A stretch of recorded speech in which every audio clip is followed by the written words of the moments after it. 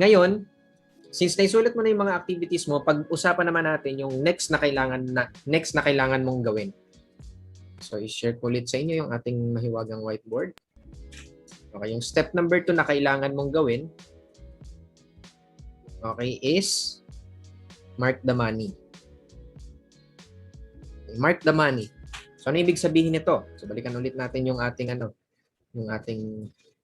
Word. So, pwede nyo itong isulat kung sakaling mahirapan kayo sa pag-download ng file, hindi nyo mabuksan yung file, sulat kamay nyo na lang, gayahin nyo na lang, parang yung prospect list lang. O, gayahin nyo na lang. So, ganyan dapat yung format niya. So, hindi naman necessarily kailangan may bilog na ganito. Wala, choba lang yan. Pero, hindi naman importante yan. Ang importante is your daily activities at saka ito. Tapos, dapat meron siyang maliit na box dito sa kabila. Kasi ito na yung tinutukoy ko na mark the money. Okay, mark the money. So, for example, mag-list tayo ng mga konting activities. Magbigay nga kayo sa akin kung ano yung mga nilista nyo dyan. Sige nga, i-chat nyo sa akin dyan para gawin nating example dito. Ano yung mga inilista nyo dyan? Kahit tigi-isa lang kayo, okay, isa lang, isang activity nyo lang, pumili kayo ng isang activity nyo dyan, tapos i-chat nyo dyan. May kinalaman man sa business o wala. So, i-chat nyo dyan kahit isa lang, kasi kukuha ko ng isa-isa, tapos lalagay ko dito para mabigyan ko kayo ng eksaktong example. Ngayon, sabi ni Coach Lubin, manood ng videos. Si Michelle, ligpit higaan. Ayan. Junjun, coffee. Sa umaga. Shirley, maglinis. Si Lawrence, shower. Parang ano to. So, kukuha ko ng tigi-isa lang. Pasok sa trabaho. Yan. Ano ba? Pray and visualization. Hindi naman kailangan na by the way, hindi naman kailangan na in particular order. Pwede, pero hindi naman kailangan. Kasi naintindihan nyo naman kung kailan nyo yung ginagawa eh. Okay, ayan. Offer ng products.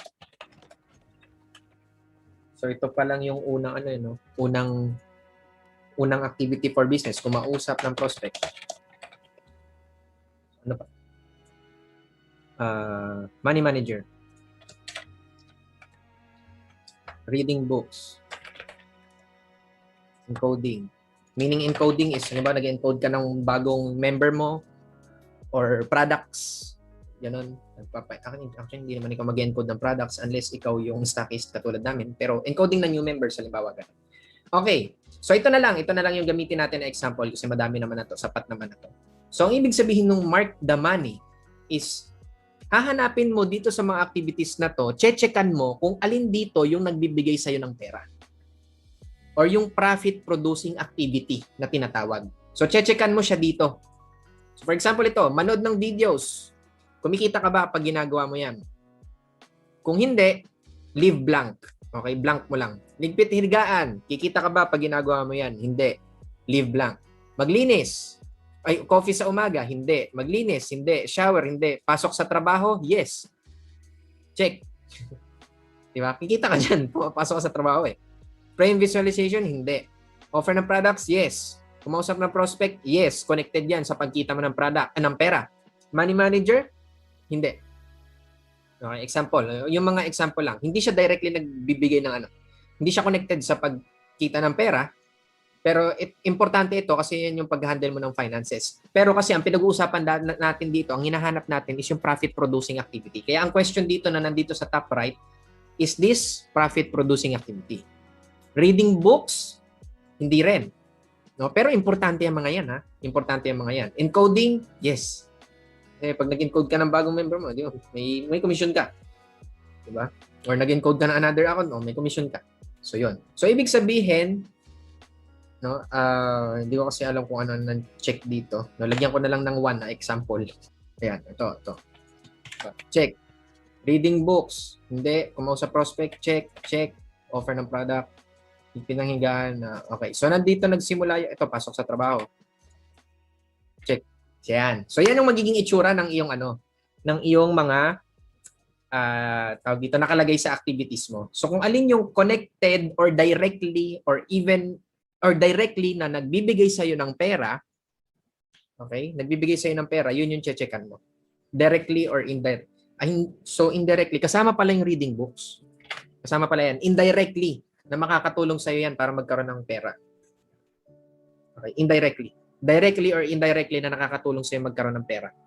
Yung money manager, hindi naman eh. Kasi ang pinakang purpose ng money manager is maging aware ka kung saan napupunta yung pera. Okay? So, manood ng videos, depende kung anong klaseng videos yung pinanonood mo. So, maging specific kayo dito. Kasi kung pinapanood nyo dito ay tulpo, ay Diyos ko po, hindi ka magkakapera doon. Sila yung nagkakapera sa'yo.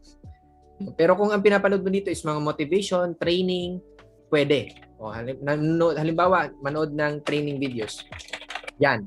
Indirectly, nakakatulong siya sa'yo para magkaroon ng pera. Okay? So, yun yung mga che-checkan mo. So, ulitin ko, indirectly or directly na nakakatulong sa'yo para kumita ng pera, yun yung che-checkan mo. So, yun ang ibig sabihin ng step number 2 na mark the money. Hanapin mo kung alin yung magbibigay sa'yo ng pera.